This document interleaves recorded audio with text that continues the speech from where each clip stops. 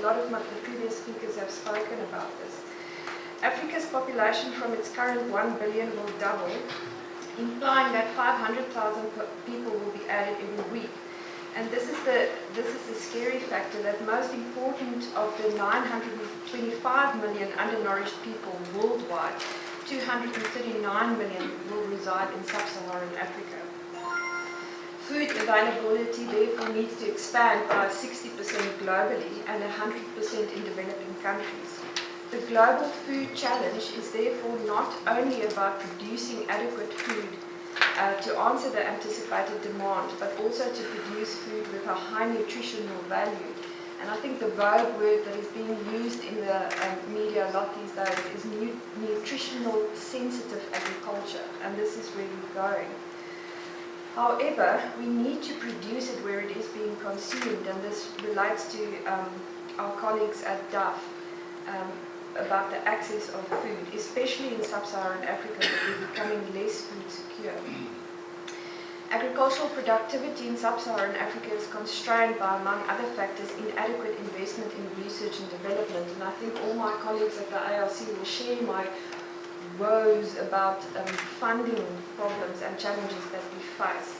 It has been shown that investment in R&D is likely to be higher in developed economies, and that labour, land and capital are also likely to be more productive in developed economies due to improved technologies. To meet the demand for food and nutrition security in sub-Saharan Africa now and in the future, there is a need to increase the total factor productivity in agriculture. This implies changes in economies of scale, new technologies and human capital. This is quite an interesting graph for me. Is the difference... Do we have a pointer? Can you use the mouse? I think that's best to show up on both screens. I can. There we go. Thank you. This is quite an interesting graph for me. If you look at the difference in the current rate, the total factor productivity, which is 1.72%, and what it is expected or should become is 1.75%. And it basically relates to a country's ability to transform with technology. So prices in real terms of all agricultural products are expected to change over the next 10 years as production growth is assisted by growth in productivity and lower inputs, which will surpass demand. Major changes in demand are expected in developing countries where the slowing population growth, rising per capita income, and increased urbanization will increase the demand for food. This will result in changing and diversified diets, increased animal protein consumption relative to that of starch.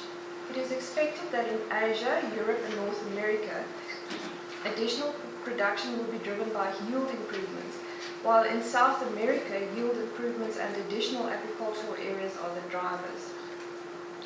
Modest growth in production is expected for Africa, and cereals do remain the most consumed agricultural product with an expected global consumption of over 2 billion tonnes by 2017-18.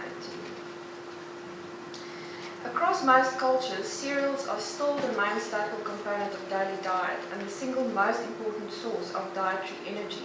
Cereals remain the most consumed agricultural product with an expected global consumption of over 2 billion tonnes by 2017-18. The developing world consumes 60% of all cereals produced, while the developed world utilizes only 10%. This is quite a vast difference. The strong demand for protein meal is driving further expansion of oilseed production, especially soybeans.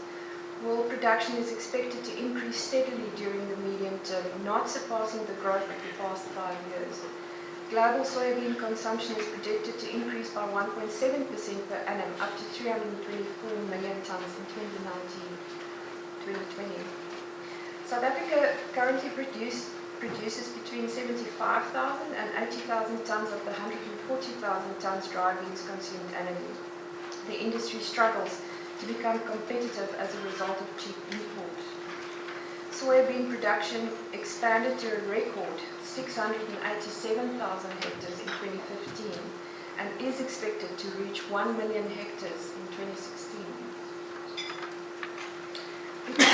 Between 1990 and 2008, climate change brought about global yield declines of 3.8% for maize and 5.5%